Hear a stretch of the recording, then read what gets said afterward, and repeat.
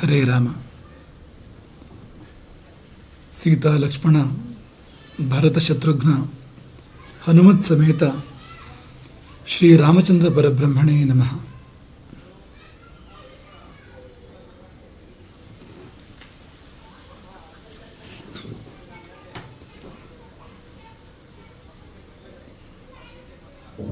ಬದುಕು ಚೆನ್ನಾಗಲು ನಿಯಮಗಳು ಬೇಕು.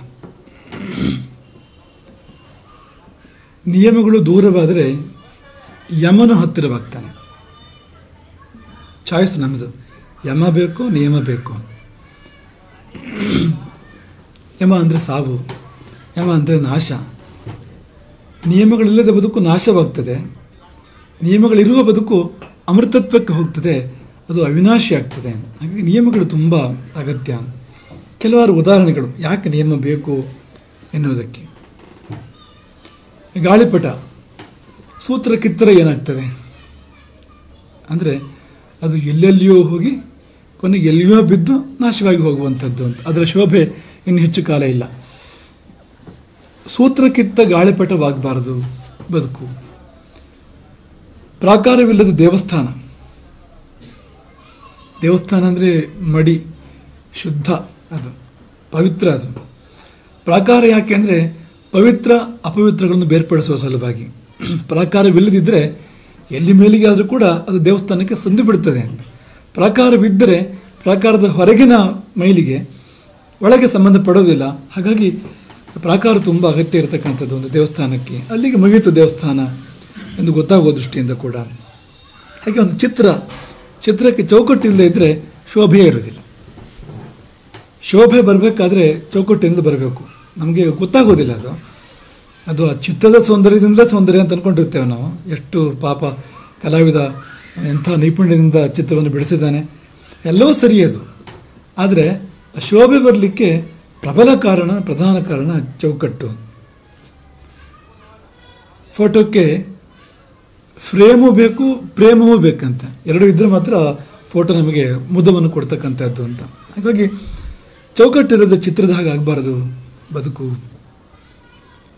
ಮನೆ ಗೋಡೆ ಇಲ್ಲ ಅಂತ ಅಂದ್ಕೊಳ್ಳಿ, ಹೇಗಿರ್ಬೋದು? ಕಲ್ಪನೆಯೇ ಮಾಡ್ಕೊಳಕ್ಕಾಗೋದಿಲ್ಲ. ಗೋಡೆ ಇಲ್ಲ ಅಂದರೆ ಹೇಗಪ್ಪ? ಹೊರ ಜಗತ್ತಿಗೂ ಮನೆಗೂ ಒಂದು ಮಧ್ಯೆ ಒಂದು ಏನಾದ್ರು ಬೇಡವಾ ರಕ್ಷಣೆ? ಒಂದು ರಾತ್ರಿ ಕಳ್ಳಕಾಕರು ನುಗ್ಗಿದ್ರೆ ಹೇಗೆ ಅಂತ ಅನ್ಸೋದಿಲ್ವಾ? ಹಾಗೆ ಗೋಡೆ ಇಲ್ಲದ ಮನೆಯಂತೆ, ವಸ್ತ್ರವಿಲ್ಲದ ವ್ಯಕ್ತಿಯಂತೆ ಆವರಣ ಬೇಕು. ನಾವು ಹುಟ್ಟುವಾಗ ನಿರ್ವಸ್ತ್ರರಾಗಿ ಹುಟ್ಟಿದ್ರೂ ಕೂಡ ಹಾಗೆ ಬದುಕಲಿಕ್ಕೆ ಸಾಧ್ಯ ಇಲ್ಲ ಅಂತ. ಬದುಕಿಗೊಂದು ಆವರಣ ಹೇಗೆ ಬೇಕು, ಶರೀರಕ್ಕೂ ಕೂಡ ವಸ್ತ್ರದ ಒಂದು ಆವರಣ ಬೇಕು. ಹಾಗೆ ದಂಡೆ ಇಲ್ಲದ ನದಿಯಂತೆ. ದಂಡೆ ಇರುವುದರಿಂದ ನದಿ ನಮ್ಮ ಉಪಯೋಗಕ್ಕೆ ಬರ್ತಾ ಇದೆ. ದಂಡೆ ಇಲ್ಲದೆ ಇದ್ದಿದ್ರೆ ಉಪಯೋಗಕ್ಕೆ ಬರ್ತಾ ಇರಲಿಲ್ಲ, ಅದು ವಿನಾಶಕ್ಕೆ ಸಾಧನವಾಗ್ತಾ ಇತ್ತು. ಈ ದಂಡೆ ಮೀರಿ ನದಿ ಹರಿತು ಅಂತಂದರೆ ಅದಕ್ಕೆ ಪ್ರಳಯ ಅಂತಲೇ ಅರ್ಥ. ಅದಕ್ಕೆ ಸಣ್ಣದೋ ದೊಡ್ಡದೋ. ಲಂಗರಿಲ್ಲದ ಹಡಗಿನಂತೆ. ಹಡಗಿಗೆ ಲಂಗರು ಬೇಕು, ಇಲ್ಲದೆ ಆದರೆ ನಿಲ್ಲೋದು ಎಲ್ಲಿ? ನಿಲ್ಲಬೇಕು ಅಂದರೆ ಹೇಗೆ ನಿಲ್ಲಬೇಕು? ಅದು ಎಲ್ಲಿಯಾದರೂ ಕೂಡ ನಿಲ್ಲೋಕ್ಕೆ ಸಾಧ್ಯ ಆಗೋದಿಲ್ಲ. ನಿಯಂತ್ರಣವಿಲ್ಲದ ವಾಹನದಂತೆ. ವಾಹನ ಎಷ್ಟು ಒಳ್ಳೆಯ ವಾಹನ ಖರೀದಿ ಮಾಡಿ ತಂದಿರ್ಬೋದು, ತುಂಬ ಬೆಲೆ ಬಾಳೋದಾಗಿರ್ಬೋದು, ತುಂಬ ಸೌಲಭ್ಯಗಳಿರ್ಬೋದು ವಾಹನದಲ್ಲಿ. ನಾವು ಪ್ರಯಾಣ ಮಾಡೋಕ್ಕಂತಲೇ ತಂದ್ಕೊಂಡಿರ್ಬೋದು ಅದನ್ನು. ಆದರೆ ಬ್ರೇಕ್ ಬೇಕು ಬೇಡದು ಇಲ್ಲ. ಪ್ರಯಾಣ ಮಾಡೋಕ್ಕೆ ತಂದಿರೋದು, ನಾವು ನಿಲ್ಸೋಕ್ಕೆ ತಂದಿರೋದ ಅಂತೇಳಿ ಬ್ರೇಕ್ ಇಟ್ಕೊಳ್ಳೋದಿದ್ರೆ ಅದೇ ಯಮನಿಗೆ ಹತ್ತಿರ ಆಗ್ತೇವೆ ನಾವು. ನಿಯಮಗಳು ದೂರವಾದರೆ ಯಮನು ಹತ್ತಿರವಾಗ್ತಾನೆ. ಯಾಕೆ ಅಂದರೆ ಉದಾಹರಣೆಗೆ ಬ್ರೇಕ್ ಇಲ್ಲದೇ ಇದ್ದರೆ ವಾಹನ ಮೃತ್ಯುವಿಗೆ ನಮ್ಮನ್ನು ಹತ್ತಿರ ಮಾಡ್ತದೆ, ಮೃತ್ಯುವಿಗೆ ನಮ್ಮನ್ನು ಕೊಂಡೊಯ್ಯುತ್ತದೆ. ಹಾಗಾಗಿ ಓಡುವ ಬದುಕಿಗೆ ಒಂದು ಸೂತ್ರ ಬೇಕು, ನಿಯಂತ್ರಣ ಬೇಕು. ಅದಿಲ್ಲ ಇದ್ದರೆ ಬದುಕು ಭವ್ಯವಾಗಿರೋದೇ ಇಲ್ಲ. ಹಾಗಾಗಿ ಮಾತಾಪಿತು ಸಹಸ್ರೇಭ್ಯೋ ವತ್ಸರತರಂ ಶಾಸ್ತ್ರಂ, ಶಂಕರ ಭಗವತ್ಪಾದರ ವಾಣಿ ಇದು.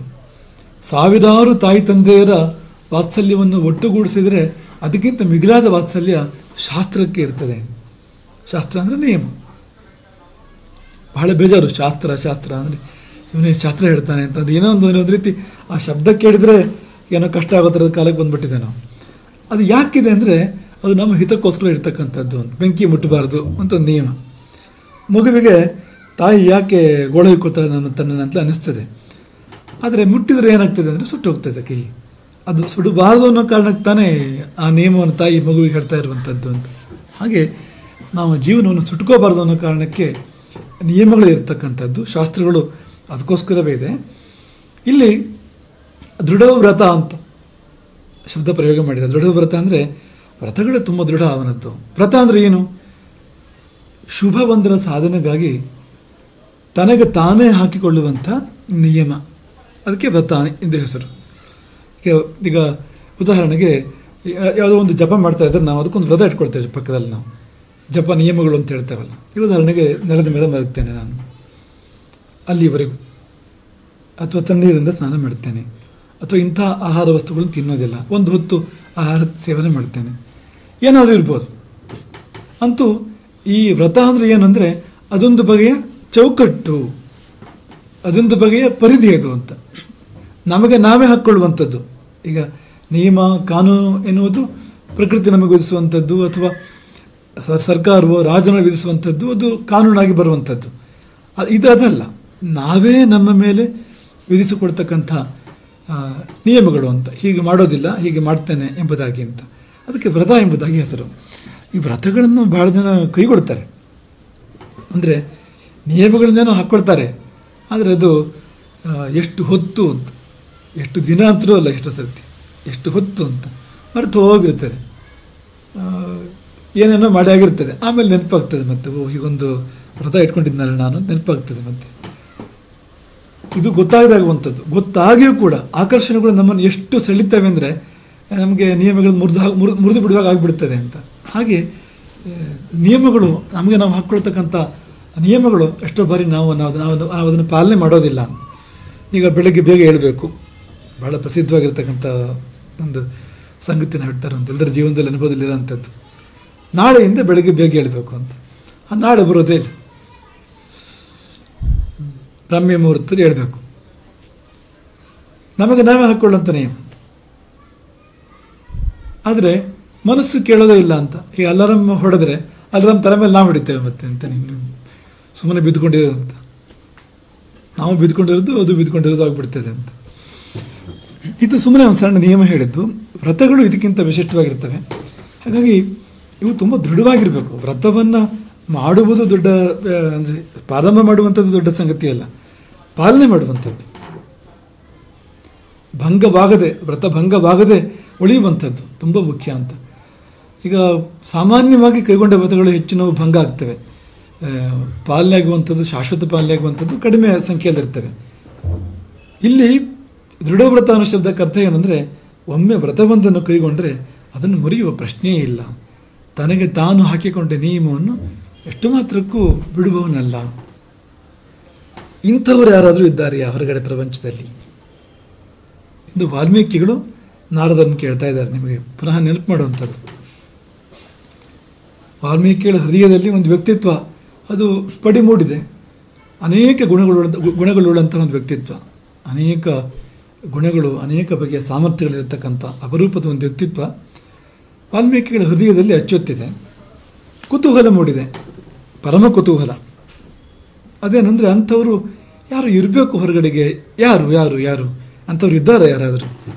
ಯಾರ ಕನಸನ್ನು ತಾನು ಕಾಣ್ತಾ ಇದ್ದೇನೆಯೋ, ಯಾರ ದರ್ಶನವೂ ತನಗೆ ನಿತ್ಯವೂ ಆಗ್ತಾ ಇದೆಯೋ, ಎಲ್ಲಿ ತನಗೆ ಅದ್ಭುತವಾಗಿರ್ತಕ್ಕಂಥ ಗುಣಗಳು ಮತ್ತು ಸಾಮರ್ಥ್ಯಗಳು ಗೋಚರವಾಗ್ತಾ ಇದೆಯೋ, ಆ ರೂಪಕ್ಕೆ, ಆ ಅಂತರಂಗದ ಆ ಒಂದು ದರ್ಶನಕ್ಕೆ ಬಾಹ್ಯವಾಗಿ ಸ್ವರೂಪ ಇದೆಯಾ? ಯಾರೋ ಹಾಗೆ ಜೀವನ ಮಾಡ್ತಾ ಇದ್ದಾರಾ ಹೊರಗಡೆಗೆ ಎಂಬುದಾಗಿ ಅವ್ರ ಜಿಜ್ಞಾಸೆ ಇತ್ತು. ಹಾಗಾಗಿ ಅವರು ಪಟ್ಟಿ ಮಾಡಿ ಕೇಳ್ತಾ ಇದ್ದಾರೆ ಒಂದೊಂದೇ ನಾರದರನ್ನು. ಎಲ್ಲ ಗುಣಗಳು ಉಳ್ಳವನು, ಮಹಾವೀರನಾದವನು, ಧರ್ಮಜ್ಞನಾದವನು, ಕೃತಜ್ಞನಾದವನು, ಸತ್ಯವನ್ನು ಬಿಡದವನು. ಅಲ್ಲಿಂದ ಮುಂದಕ್ಕೆ ದೃಢವ್ರತಃ, ತಾನು ತನಗೆ ಹಾಕಿಕೊಂಡ ನಿಯಮಗಳನ್ನು ಎಂದೂ ಮೀರದವನು, ವ್ರತಗಳನ್ನು ಎಂದೂ ಭಂಗ ಮಾಡದವನು, ಮಾಡದಂತೆ ಮನಸ್ಸಿದೆ. ಉದಾಹರಣೆಗೆ 14 ವರ್ಷ ವನವಾಸದ ವ್ರತ. ಆ ವ್ರತವನ್ನು ಮುರಿಯಲಿಕ್ಕೆ ಎಂತೆಂಥ ಪ್ರಯತ್ನಗಳು ನಡೆದಿದ್ದಾವೆ, ಭಯಂಕರವಾದ ಪ್ರಯತ್ನಗಳು ನಡೆದಿದ್ದಾವೆ. ಉದಾಹರಣೆಗೆ ಇಡೀ ಹೋಗುವ ಮೊದಲೇ, ಪ್ರಾರಂಭ ಮಾಡುವಾಗಲೇ ವಿಘ್ನಗಳು ಅಂದರೆ ತಾಯಿ ಒಪ್ಪಲಿಲ್ಲ, ಪತ್ನಿ ಒಪ್ಪಲಿಲ್ಲ, ತಮ್ಮ ಒಪ್ಪಲಿಲ್ಲ. ಇವರೆಲ್ಲ ಭಾಳ ಹತ್ತಿರದವರು ರಾಮನಿಗೆ. ತಂದೆಯೇ ಒಪ್ಪಲಿಲ್ಲ, ನನ್ನನ್ನು ಜೈಲಿಗೆ ತಳ್ಳಿ ನೀನು ರಾಜನಾಗು, ಇಲ್ಲೇ ಇದ್ದುಬಿಡು. ಹಾಗೆ ಮಂತ್ರಿಗಳು, ಸೈನಿಕರು, ಸೇನಾಪತಿಗಳು, ಪುರಜನರು ಯಾರೂ ಒಪ್ಪಲಿಲ್ಲ. ಒಪ್ಪಲಿಲ್ಲ ಮಾತ್ರವಲ್ಲ, ಎಲ್ಲರೂ ಸೇರಿ ಒತ್ತಾಯಿಸ್ತಾರೆ, ಬೇಡ, ಕಾಡಿಗೆ ಹೋಗಬೇಡ, ನೀನು ಕಾಡಿಗೆ ಹೋಗಿಯೇ ಹೋದ್ನಲ್ಲ ರಾಮ. ಆಮೇಲೆ ಭರತ ನಾಡನ್ನೇ ಕಾಡಿಗೆ ಕರ್ಕೊಂಡು ಬರ್ತಾನೆ. ಅಲ್ಲಿ ಪುನರಪಿ ಎಲ್ಲರೂ ಒತ್ತಡ ಆಗ್ತಾರೆ. ಎಲ್ಲರೂ ಅಂದರೆ ಕೈಕೇಯಿಯು ಕೂಡ, ಅವಳೊಬ್ಬಳು ಬಾಕಿ ಇದ್ಲು ಅಯೋಧ್ಯೆಯಲ್ಲಿ. ಆದರೆ ಕಾಡಿನಲ್ಲಿ ಕೈಕೇಯಿಯು ಕೂಡ ಅವಳು ಮನವಿ ಮಾಡ್ತಾಳೆ, ಪ್ರಾರ್ಥನೆ ಮಾಡ್ತಾಳೆ, ಅವಳು ನೀನು ಬರಬೇಕು ನಾಡಿಗೆ ಅಂತ. ಆದರೆ ರಾಮ ಒಪ್ಪಲಿಲ್ಲ. ದೃಢವ್ರತಃ. ಭರತನ ಬಗ್ಗೆ ರಾಮ ಮುಂದೆ ಒಂದು ಕಡೆ ಹೇಳ್ತಾನೆ, ಲಕ್ಷ್ಮಣನಲ್ಲಿ ಹೇಳ್ತಾನೆ, ನನಗೆ ಈ ವನವಾಸಕ್ಕೆ ಅಂತ ನಾನು ಏನು ನಿಯಮ ಹಾಕ್ಕೊಂಡಿದ್ದೇನೆ, 14 ವರ್ಷ ಯಾವ ನಗರವನ್ನು ಗ್ರಾಮವನ್ನು ಪ್ರವೇಶ ಮಾಡೋದಿಲ್ಲ ಅಂತ. ಅದು ಅತ್ಯಂತ ದೃಢವಾಗಿದೆ, ಯಾರೂ ಅದನ್ನು ಬದಲಾವಣೆ ಮಾಡೋಕ್ಕೆ ಸಾಧ್ಯ ಇಲ್ಲ. ಅವನೇ ಹೇಳ್ಕೊಂಡ ಹಾಗೆ ಹಿಮಾಲಯ ತಂಪನ್ನು ಬಿಡಬಹುದು, ಚಂದ್ರ ಬೆಳದಿಂಗಳನ್ನು ಬಿಡ್ಬೋದು, ಸೂರ್ಯ ತೇಜಸ್ಸನ್ನು ಬಿಡ್ಬೋದು. ಆದರೆ ನಾನು ಮಾತ್ರ ನಡುವಿನಲ್ಲಿ ವ್ರತ ಮಧ್ಯದಲ್ಲಿ ಇದು ವನದಿಂದ ಕಾಡಿಗೆ ಬರುವವನಲ್ಲ ಎಂಬುದಾಗಿ ಹೇಳಿರ್ತಾನಲ್ವಾ. ಹಾಗೆಲ್ಲ ಗಟ್ಟಿಯಾದ ಮನಸ್ಸಿದೆ ನನಗೆ. ಆದರೆ ಭರತನ ನೆನಪಾಗುವಾಗ ಒಮ್ಮೆ ಹೇಗೆ ನನಗೆ ಅಲಗಾಡ್ತದೆ ಮನಸ್ಸು ಅಂತ. ಎಷ್ಟು ಪ್ರೀತಿಯ ಅಣ್ಣ ತಮ್ಮಂದಿರ ಮಧ್ಯೆ ಇತ್ತು ಅಂದರೆ, ಭರತನ ನೆನಪಾದರೆ ಒಂದು ಸಾರಿ ಮನಸ್ಸು ಹೀಗಾಗ್ತದೆ ನನ್ನದು ಎಂಬುದಾಗಿ ರಾಮನೇ ಹೇಳ್ಕೊಡ್ತಾನೆ ಅಂತ. ಕಿಷ್ಕಿಂಧೆಯನ್ನು ಪ್ರವೇಶ ಮಾಡಲಿಲ್ಲ. ಸುಗ್ರೀವನ ಪಟ್ಟಾಭಿಷೇಕ, ಸುಗ್ರೀವ ಒತ್ತಾಯ ಮಾಡ್ತಾನೆ, ಬಂದು ಪಟ್ಟಾಭಿಷೇಕ ನಡೆಸ್ಕೊಡ್ಬೇಕು ನನ್ನ ಪಟ್ಟಾಭಿಷೇಕವನ್ನು ಅಂತ. ಇವನೇ ಕೊಟ್ಟ ರಾಜ್ಯ. ಆದರೆ ಲಕ್ಷ್ಮಣ ನೀನು ಹೋಗಿ ಮಾಡಿ ಬಾ ಅಂತ. ಯಾಕಂದರೆ ಅದು ವ್ರತ. ಅದು ವಿಭೀಷಣನ ಪಟ್ಟಾಭಿಷೇಕಕ್ಕೆ ಲಂಕೆಯನ್ನು ಪ್ರವೇಶ ಮಾಡಲಿಲ್ಲ. ಲಂಕೆಯ ಬಾಗಿಲಲ್ಲೇ ಇದ್ದಾನೆ. ಅಲ್ಲೇ ಘನಘೋರ ಯುದ್ಧವನ್ನು ಮಾಡಿದ್ದಾನೆ. ಪರಿಪರಿಯಾಗಿ ವಿಭೀಷಣ ಬೇಡ್ಕೊಂಡ್ರು. ಪಟ್ಟಾಭಿಷೇಕದ ಬಳಿಕ ಬಂದು ಪುನಃ ಬೇಡ್ಕೊಳ್ತಾನೆ ವಿಭೀಷಣ, ಒಂದು ದಿನ ಇದ್ದು ನಾನು ಮಾಡೋ ಉಪಚಾರಗಳನ್ನು ಸ್ವೀಕಾರ ಮಾಡುವಂತ. ಇಲ್ಲ, ಯಾಕೆಂದರೆ 14 ವರ್ಷ ನಾನು ಯಾವುದೇ ಗ್ರಾಮವನ್ನು ನಗರವನ್ನು ಪ್ರವೇಶ ಮಾಡೋದಿಲ್ಲ ಎಂಬುದು ವ್ರತ ಅಂತ. ಚಿಂತಕ್ಕೆ ಬರಲಿಲ್ಲ ಆ ವ್ರತದಿಂದ ಅಂತ. ಈಗ ಕಾಡಿನಲ್ಲಿ ಓಡಾಡ್ತಾ ಎಷ್ಟು ಗ್ರಾಮಗಳು ಸಿಕ್ಕಿರ್ಬೋದು ಮಧ್ಯದಲ್ಲಿ, ಈ ನಗರಗಳು ಸಿಕ್ಕಿದ್ದಾವೆ. ಆದರೆ ತಪ್ಪಿಯೂ ಪ್ರವೇಶ ಮಾಡಲಿಲ್ಲ ನಗರವನ್ನು ಅಂತ. ಸೀತೆಯ ನಗರದಿಂದ ಹೊರಗೆ ಬರ್ತಾಳೆ ಹೊರತು ರಾಮ ಒಂದ್ಸರಿ ನೋಡ್ಕೊಂಡು ಬರ್ತೇನೆ ಅಂತ ಒಳಗಡೆ ಹೋಗಲಿಲ್ಲ ಅಂತ. 14 ವರ್ಷ, 1 ವರ್ಷ ಆಯಿತು ನೋಡಿದೆ ಅಂತ ತುಂಬ ಬೇಸರ ಆಗಿತ್ತಲ್ಲ ರಾಮನಿಗೆ. ಆದರೆ ಅವನು ಪ್ರವೇಶ ಮಾಡಲಿಲ್ಲ ಅಂತ. ಯಾಕೆಂದರೆ ದೃಢವ್ರತಃ ಅಂತ. ಹಾಗಾಗಿ ಅದನ್ನು ವಾಲ್ಮೀಕಿಗಳು ಕೇಳ್ತಾರೆ. ಮುಂದಿನದು ಚಾರಿತ್ರ್ಯೇಣ ಚಕುಯುಕ್ತ, ಚಾರಿತ್ರ್ಯವಂತನಾಗಿರಬೇಕು, ಚರಿತ್ರಶಾಲಿಯಾಗಿರಬೇಕು. ಅಂಥವನು ಯಾರು ಈ ಲೋಕದಲ್ಲಿ? ಈ ಚಾರಿತ್ರ್ಯ ಅಂದರೆ ನಡತೆ ಅಂತ. ನಡತೆ ಅಂದರೆ ನಡಿಗೆ, ಬದುಕಿನ ಪರಮ ಲಕ್ಷ್ಯದ ಕಡೆಗೆ ನಡಿಗೆ, ಅದೇ ನಡತೆ. ನಮ್ಮ ಸಣ್ಣ ನಡತೆ ಇದೆಯಲ್ಲ, ಅದು ನಮ್ಮನ್ನು ಕರ್ಕೊಂಡು ಹೋಗ್ತಾ ಇರುತ್ತೆ. ಯಾವ ಕಡೆಗೆ ಅಂದರೆ ಬದುಕಿನ ಪರಮ ಚರಮ ಲಕ್ಷ್ಯದ ಕಡೆಗೆ. ಹಾಗಾಗಿ ಬೇಕು ನಡತೆ. ಇದು ಆ ಶಬ್ದ ಯಾಕೆ ನಡತೆ, ಆ ನಡಿಗೆ ಒಂದು ಪ್ರಸ್ತಾವ ಬರ್ತಕ್ಕಂಥ ಶಬ್ದ ಯಾಕೆ? ಅದೊಂದು ಪ್ರಯಾಣ. ಅದು ನಾವು ಹಾಗಿರ್ತಾ ಒಳ್ಳೆ ನಡತೆಯನ್ನು ಹೊಂದಿರ್ತಾ ನಾವು ಭಗವಂತನಿಗೆ ಹತ್ತಿರ ಆಗ್ತಾ ಹೋಗ್ತಾ ಇರ್ತೇವೆ. ಎಲ್ಲಿ ನಡತೆ ಕೆಡ್ತದೆ ಅಲ್ಲಿ ದೂರ ಆಗ್ತೇವೆ, ಎಷ್ಟು ಕೆಟ್ಟಿತೋ ಅಷ್ಟು ದೂರ ಹೋಗ್ತೇವೆ. ಹಾಗಾಗಿ ಅದು ನಡತೆ. ಸ್ವಭಾವ ಅಥವಾ ಶೀಲ, ಈ ಪದಗಳನ್ನು ಹೇಳ್ತಾರೆ. ಶೀಲ ಅಂದರೆ ಏನು ಅಂದರೆ ನಮ್ಮ ಸಹಜತೆ ಇದೆಯಲ್ಲ, ನಾವು ಹೇಗಿರ್ತೇವೆ, ನಾವು ಹೇಗೆ ಮಲಗ್ತೇವೆ, ಹೇಳ್ತೇವೆ, ಏನು ಊಟ ಮಾಡ್ತೇವೆ, ಹೇಗೆ ಮಾತಾಡ್ತೇವೆ, ಹೇಗೆ ವ್ಯವಹರಿಸ್ತೇವೆ, ಇಡೀ ನಮ್ಮ ಜೀವನದ ಅಭಿವ್ಯಕ್ತಿ ಇದೆಯಲ್ಲ, ಅದೇ ಅದು. ಶೀಲ ಶಬ್ದಕ್ಕೆ ಇರುವ ಮೂಲ ಅರ್ಥ ಹಾಗೆ ಅಂತ. ಒಬ್ಬನ ಸ್ವಭಾವ ಅಂತ, ಒಬ್ಬನ ಇರುವ ರೀತಿ. ಆಮೇಲೆ ಒಂದು ಸೀಮಿತ ಅರ್ಥಕ್ಕೆ ಶೀಲ ನಮ್ಮ ಕನ್ನಡದಲ್ಲಿ ಬಳಕೆ ಆಯಿತು ಅಲ್ಲಿ. ಆದರೆ ಕೆಲವು ಕಡೆ ಈಗಲೂ ಕೂಡ ಅದು ಆ ಅರ್ಥದಲ್ಲಿದೆ. ಅದು ಎಂಥ ಶೀಲ ನಿಂದಿದ್ದು ಅಂತ, ಏನೋ ಮಕ್ಕಳು ತಪ್ಪು ಮಾಡಿದಾಗ ಎಂಥ ಶೀಲ ನಿಂದಿದ್ದು ಅಂತೆಲ್ಲ ಕೇಳೋ ಶಬ್ದಗಳಿದೆ. ಆ ಸ್ವಭಾವ, ಶೀಲಂ ಸ್ವಭಾವೇ ಅಂತ, ಅದೇ ನಡತೆ ಅಂದರೆ ಅಂತ. ಹಾಗದು ಚೆನ್ನಾಗಿರಬೇಕು, ಅದು ಚೆನ್ನಾಗಿರಬೇಕು. ಈಗ ಕೆಲವರ ನುಡಿ ಚೆನ್ನ, ಕೆಲವರ ನಡೆ ಚೆನ್ನ, ಎರಡೂ ಚೆನ್ನಾಗಿರುವಂಥದ್ದು ಭಾಳ ಅಪರೂಪ. ಅಂಥ ವ್ಯಕ್ತಿತ್ವ ವಿಶೇಷವಾಗಿರ್ತದೆ ಅಂತ ಹೇಳ್ತಾರೆ. ಅವರು ಜೀವನದಲ್ಲಿರೋದಿಲ್ಲ, ಜೀವನದಲ್ಲಿ ಇರ್ತದೆ, ಹೇಳೋಕ್ಕೆ ಬರೋದಿಲ್ಲ ಅದನ್ನು. ರಾಮನದ ಬದುಕಂತೂ ಹೇಳಬೇಕಾಗೇ ಇಲ್ಲ ಅಂತ. ಸತಿ ನನ್ನ ಬದುಕಿನ ಕಡೆ ನೋಡಿ ಅಂತ ಅಷ್ಟೇ ರಾಮನದ್ದು. ಕೃಷ್ಣ ಭಗವದ್ಗೀತೆಯನ್ನು ಹೇಳಿದರೆ ರಾಮ ಭಗವದ್ಗೀತೆಯನ್ನು ಆಚರಿಸಿದ್ದಾನೆ. ಬದುಕೇ ಭಗವದ್ಗೀತೆ ಅವನದು. ಕೂತು ಒಂದು ದಿವಸ ಒಂದು ಕಡೆ ಉಪದೇಶ ಅಂತ ಇಲ್ಲ ಅಂತ. ಯಾರಿಗಾದರೂ ರಾಮನ ಭಗವದ್ಗೀತೆ ಬೇಕು ಅಂದರೆ ರಾಮಾಯಣವೇ ಅದು. ರಾಮಾಯಣವನ್ನು ಅವಲೋಕನ ಮಾಡ್ತಾ ಮಾಡ್ತಾ ಅನ್ವಯ ಮಾಡ್ಕೊಳ್ತಾ ಹೋಗಬೇಕು ನಮ್ಮ ಜೀವನಕ್ಕೆ ಅಂತ. ಆಗ ಭಗವದ್ಗೀತೆ ಕೊಟ್ಟ ಪರಿಣಾಮವನ್ನೇ ಕೊಡ್ತದೆ, ಅದು ಏನೂ ವ್ಯತ್ಯಾಸ ಇಲ್ಲ ಅಂತ. ಯಾಕೆಂದರೆ ಅದು ನಡತೆ, ನುಡಿ ಮತ್ತು ನಡೆ ಅಂತ. ಹಾಗಾಗಿ ವಾಲ್ಮೀಕಿಗಳ ಪ್ರಶ್ನೆ, ಅಂಥ ನಡೆ ಇರಬೇಕು. ನಡೆ ತಪ್ಪಿದರೆ ಗುರಿ ಇಲ್ಲ, ನಾವು ಗುರಿಯನ್ನು ಮುಟ್ಟೋದಿಲ್ಲ, ಎಲ್ಲೋ ಹೋಗ್ಬಿಡ್ತೇವೆ. ನಡೆ ಸರಿ ಇದ್ದರೆ ಆ ಗುರಿಯ ಕಡೆ ಹೋಗ್ತೇವೆ. ಹಾಗೆ ತಾನೀಗ ನಾವು ಒಂದು ದೇವಸ್ಥಾನಕ್ಕೆ ನಡ್ಕೊಂಡು ಹೋಗ್ತಾ ಇರ್ತೇವೆ, ಆ ನಡಿಗೆ ತಪ್ಪಿದ್ರೆ ಅತ್ತ ಇತ್ತ ಹೋದರೆ ನಾವು ದೇವಸ್ಥಾನವನ್ನು ತಲುಪೋದಿಲ್ಲ, ಮನೆಗೆ ತಲುಪೋದಿಲ್ಲ. ತಲುಪಬೇಕಾದ್ರೆ ನಡತೆ ತಪ್ಪಬಾರ್ದು ಅಂತ. ಈಗ ವಾಹನದಲ್ಲಿ ಪ್ರಯಾಣ ಮಾಡ್ತಾ ಇರ್ತೇವೆ ಮನೆ ಕಡೆಗೆ ಅಂದರೂ ಕೂಡ ನಾವು ದಾರಿಯಲ್ಲಿ ಹೋಗ್ತಾ ಇರ್ತೇವೆ, ದಾರಿ ಬಿಟ್ಟು ಹೋಗೋದಿಲ್ಲ. ದಾರಿ ಬಿಟ್ಟು ಬೇರೆ ದಾರಿಗೆ ಹೋದರೂ ನಮ್ಮ ಮನೆ ಮುಟ್ಟೋದಿಲ್ಲ. ನಾವು ದಾರಿಯನ್ನೇ ಬಿಟ್ಬಿಟ್ರೆ ಯಮನೂರಿಗೆ ಹೋಗ್ತೇವೆ ನೇರವಾಗಿ. ಇದೆರಡು ಸಾಧ್ಯತೆಗಳಿರ್ತಕ್ಕಂಥದ್ದು ಅಂತ. ಹಾಗಾಗಿ ಆ ದಾರಿ ಇದೆಯಲ್ಲ, ಅದಕ್ಕೆ ನಡಿಗೆ ನಡತೆ ಎಂಬುದಾಗಿ ಇಲ್ಲಿ ಹೇಳ್ತಾ ಇರುವಂಥದ್ದು. ಅದೇ ಚಾರಿತ್ರ್ಯ. ಚರಧಾತುವಿಗೆ ಗತಿ ಎಂಬುದಾಗಿ ಅರ್ಥ ಇದೆ. ಚರಗತಿ ಭಕ್ಷಣಯೋಹ ಅಂತ ನಡೆ ಅಂತಲೇ ಅರ್ಥ ಇರುವಂಥದ್ದು ಧಾತುವಿಗೆ. ಹಾಗಾಗಿ ಚಾರಿತ್ರ್ಯ ಅಂದರೆ ಅದೇ ನಡಿಗೆ ನಡೆ ಅಂತಲೇ ಅರ್ಥ ಇರುವಂಥದ್ದು ಮೂಲತಃ. ಅದಕ್ಕೆ ಚಾರಿತ್ರ್ಯೇಣ ಚುಕುವ ಯುಕ್ತ. ರಾಮನಿಗಂತೂ ಚಾರಿತ್ರ್ಯ ತುಂಬ ಪ್ರಸಿದ್ಧವಾಗಿರ್ತಕ್ಕಂಥದ್ದು. ಸಾಧ್ಯಂತವಾಗಿ ಅವನು ಚಾರಿತ್ರ್ಯವನ್ನು ಬಿಡಲಿಲ್ಲ. ಎಲ್ಲಿಂದ ಎಲ್ಲಿವರೆಗೂ ಚಾರಿತ್ರ್ಯದಲ್ಲಿ ಯಾವ ವ್ಯತ್ಯಾಸವೂ ಇಲ್ಲ. ಏಕಪತ್ನಿ ವ್ರತಸ್ಥ, ಎಂದೂ ಯಾವ ಹಂತದಲ್ಲಿ ಕೂಡ ಅತ್ತಿತ್ತ ನೋಡಲಿಲ್ಲ ಅಂತ. ಸೀತಾ ಪರಿತ್ಯಾಗದ ಬಳಿಕವೂ ಕೂಡ ಮತ್ತೊಂದು ಮದುವೆ ಅಂತ ಆಗಲಿಲ್ಲ ರಾಮ. ಸೀತೆ ಇದ್ದೆ ಬಂಗಾರದ ಪ್ರತಿಮೆ ಪಕ್ಕದಲ್ಲಿ. ಯಾಕೆಂದರೆ ಅದು ಚಾರಿತ್ರ್ಯ, ಅದು ಅಂತ ವ್ಯತ್ಯಾಸ ಏನೂ ಇಲ್ಲ. ಅವನ ತಂದೆಗೆ 350 ಪತ್ನಿಯರು, ಮಗನಿಗೆ ಸೀತೆಯನ್ನು ಬಿಟ್ಟು ಬೇರೆ ಯೋಚನೆ ಇಲ್ಲ, ಬೇರೆ ಪ್ರಶ್ನೆ ಇಲ್ಲ ಅಂಥದ್ದು ಅಂತ. ಅವನ ಅನೇಕ ತ್ಯಾಗಗಳು ಈ ಚಾರಿತ್ರ್ಯಕ್ಕೆ ಸಂಬಂಧಪಟ್ಟಿರ್ತಕ್ಕಂಥದ್ದು. ರಾಜ್ಯವನ್ನು ಬಿಟ್ಟು ಕಾಡಿಗೆ ಯಾಕೆ ಹೋಗಬೇಕು ಅವನಂದ್ರೆ ಚಾರಿತ್ರ್ಯ ಅದು ಅಂತ. ಸತ್ಯವನ್ನು ಬಿಡಬಾರ್ದು, ಅವನ ಚಾರಿತ್ರ್ಯ ಅದು ಅಂತ. ಹಾಗೆಯೇ ಸೀತೆಯನ್ನು ಯಾಕೆ ಪರಿತ್ಯಾಗ ಮಾಡಬೇಕು ಅಂದರೆ ಚಾರಿತ್ರ್ಯದ ಸಲುವಾಗಿ. ಮತ್ತೆ ಅದು ಅಂದರೆ ಜನರು ಚಾರಿತ್ರ್ಯವನ್ನು ಬಿಡಬಾರ್ದು. ಜನರ ಬಾಯಲ್ಲಿ ಆ ಮಾತು ಬರ್ತಾ ಇದೆ, ಸೀತೆ ರಾಮ ಹೀಗೆಲ್ಲ ಇರ್ಬೋದು, ನಾವು ಇರ್ಬೋದಲ್ಲ ಎನ್ನುವ ರೀತಿ ಮಾತು ಬರ್ತಾ ಇದೆ. ಹಾಗಾಗಿ ಅದಕ್ಕೆ ಅವಕಾಶ ಬೇಡ ಅಂತ. ಹಾಗಾಗಿ ಇಡೀ ಬದುಕು ಚಾರಿತ್ರ್ಯದಿಂದ ತುಂಬಿರ್ತಕ್ಕಂಥದ್ದು ಅಂತ. ಹಾಗೆ ನೋಡಿದರೆ ಇಷ್ಟೆಲ್ಲ ಅವತಾರಗಳಿದೆ ಭಗವಂತನದ್ದು, ಇಷ್ಟಾರು ಮಹಾಪುರುಷ ಇದ್ದಾರೆ. ಆದರೆ ಚಾರಿತ್ರ್ಯಕ್ಕೆ ಯಾರನ್ನಾರು ಉದಾಹರಣೆ ಕೊಡಬೇಕು ಅಂತಂದರೆ ರಾಮನನ್ನೇ ಕೊಡಬೇಕು.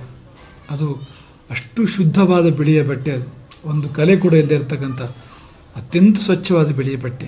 ಕೃಷ್ಣನಿಗೆ ಚಾರಿತ್ರ್ಯ ಇಲ್ಲ ಅಂತ ಅರ್ಥ ಅಲ್ಲ, ಅದು ನಮಗೆ ಅರ್ಥ ಆಗುವಂಥದ್ದಲ್ಲ ಅಷ್ಟೇ ಇದು. ಹಾಗಾಗಿ ನಾವು ಅನುಸರಿಸೋಕೆ ಹೋಗ್ಬಿಟ್ರೆ ಪೆದ್ದು ಬಿಡುತ್ತೆ. ಕೃಷ್ಣ ಮಾಡಿದ್ನೆಲ್ಲ ಮಾಡೋಕೆ ಹೊರಟ್ರೆ, ಕೃಷ್ಣ ಬೆಣ್ಣೆ ಕದಿದ್ದಾನೆ, ನಾವು ಗಂಟು ಕುದಿಯೋಣ ಅಂತ ಆಗ ಶುರು ಮಾಡಿಕೊಂಡ್ರೆ ಕೃಷ್ಣ ಮುಟ್ಟಿದ್ರೆ ನಾವು ಮುಟ್ಟೋದಿಲ್ಲ. ಯಾಕೆಂದ್ರೆ ಇದಕ್ಕೆಲ್ಲ ಬೇರೆ ಅರ್ಥ ಇದೆ, ಬೇರೆ ತಾತ್ಪರ್ಯ ಇದೆ. ಮತ್ತು ಕೆಲವು ಅವನು ಮಾಡ್ಬೋದಾಗಿದೆ, ನಾವೆಲ್ಲ ಮಾಡೋಕ್ಕಾಗೋದಿಲ್ಲ ಅದನ್ನು. ಹಾಗಿರ್ತದಲ್ಲ ಕೆಲವು. ನಾವು ಒಂದು ಉದಾಹರಣೆ ಕೊಡೋದುಂಟು ಯಾವಾಗಲೂ. ಈ ರಸ್ತೆಯಲ್ಲಿ ಹೊಂಡಗಳಿರ್ತವೆ, ಸಾಮಾನ್ಯ ವಿಷಯ ಅದು. ಹೊಂಡದ ಮಧ್ಯೆ ರಸ್ತೆ ಇರ್ತದೆ ಅಲ್ಲಲ್ಲಿ ಅಂತ. ಭಾರತದಲ್ಲಿ ನಮಗೆ ಅನುಭವಕ್ಕೆ ಬರ್ತಕ್ಕಂಥದ್ದು. ಈ ದೊಡ್ಡ ದೊಡ್ಡ ಹೊಂಡಗಳಿರ್ತಾವಲ್ಲ, ಈ ದೊಡ್ಡ ದೊಡ್ಡ ವಾಹನಗಳು, ಲಾರಿಗಳು, ಬಸ್ಗಳು ಅದ್ರ ಮೇಲೆ ಹಾರಿಸ್ಕೊಂಡು ಹೋಗ್ತಾ ಇರ್ತಾರೆ ಹೊಂಡವನ್ನು. ಅವರು ಹೊಂಡ ತಪ್ಪಿಸ್ಬೇಕು ಅಂತ ಕೂಡ ತಪ್ಪಿಸೋಕೆ ಆಗೋದು ಇಲ್ಲ. ಅಷ್ಟು ದೊಡ್ಡ ವಾಹನಕ್ಕೆ ತಪ್ಪಿಸೋದು ಕೂಡ ಕಷ್ಟ ಇರ್ತದೆ. ಅವನು ಹೋದ್ನಲ್ಲ ನಾನು ಹೋಗ್ತೇನೆ ಅಂತ 2 ಚಕ್ರದವನು ಹೋದರೆ ಅಲ್ಲಿ ಒಂದು ಸೈಕಲ್ನವನು ಆ ದೊಡ್ಡ ಹೊಂಡದಲ್ಲಿ, ಅದು ಹಠ. ಅವನು ಮಾಡಿದ್ಮೇಲೆ ನಾನು ಯಾಕೆ ತುಂಬ ನಮ್ಮ ಜೀವನದಲ್ಲಿ ಈ ಪ್ರಶ್ನೆಗಳು ಬರ್ತವೆ. ನಾನು ಯಾಕೆ ಮಾಡ್ಬೋದು, ಅವ್ರು ಮಾಡಿಲ್ವಾ? ನಿನಗೆ ಬೇಕಾದರೆ ನೀನು ಮಾಡು, ಅವ್ರ ಉದಾಹರಣೆ ಯಾಕೆ ಅನ್ನೋದನ್ನು ಯೋಚನೆ ಮಾಡೋದಿಲ್ಲ ಅಂತ. ಇನ್ನೊಬ್ರು ಮಾಡಿದ ಅಂತ ನಾವು ಮಾಡೋದು ಅಂತ. ಅದರಲ್ಲಿ ತಪ್ಪಂತೂ ಯಾರಾದರೂ ಮಾಡಿಬಿಟ್ರೆ, ಅದು ದೊಡ್ಡವರು ಮಾಡಿಬಿಟ್ರಂತೂ ಎಲ್ಲರಿಗೂ ಲೈಸೆನ್ಸ್ ಅಂತಲೇ ಅರ್ಥ ಅಂಥ ಪರಿಸ್ಥಿತಿ ಇರ್ತದೆ ಅಂತ. ಆದರೆ ಅವರು ಜೀವನ ಮಾಡ್ಕೋತಾರೆ. ನಮಗೆ ನಮ್ಮ ಗಾಡಿ ಸಣ್ಣದು, ಅಷ್ಟು ದೊಡ್ಡ ಗಾಡಿ ಅಲ್ಲ, ಅಷ್ಟು ದೊಡ್ಡ ಟೈರ್ ಇಲ್ಲ ನಮ್ಮ ಗಾಡಿಗೆ. ಆಗ ಟೈರಿಂಗ್ ಅಂತ ಸ್ಥಿತಿ ಬಂದುಬಿಡ್ತದೆ ಅಂತ, ಸುಸ್ತಾಗ್ಬಿಡ್ತೇವೆ ಜೀವನದಲ್ಲಿ. ಆ ತಪ್ಪು ಮಾಡಿದ ನಂತರ ಬರುವ ಪರಿಣಾಮಗಳಿರ್ತಾವಲ್ಲ, ನಮ್ಮನ್ನು ಸುಸ್ತು ಮಾಡ್ತವೆ ಅಂತ. ಹಾಗಾಗಿ ಆ ನಡತೆ ತುಂಬ ಮುಖ್ಯವಾಗಿರ್ತಕ್ಕಂಥದ್ದು.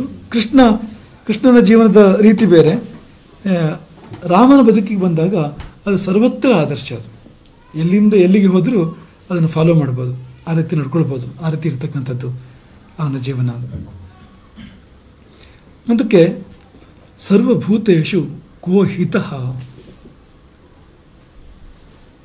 ಭೂತ ಅನ್ನೋ ಶಬ್ದಕ್ಕೆ ಇಲ್ಲಿ ಜೀವಗಳು ಅಂತ ಅರ್ಥ, ಜೀವಕೋಟಿ.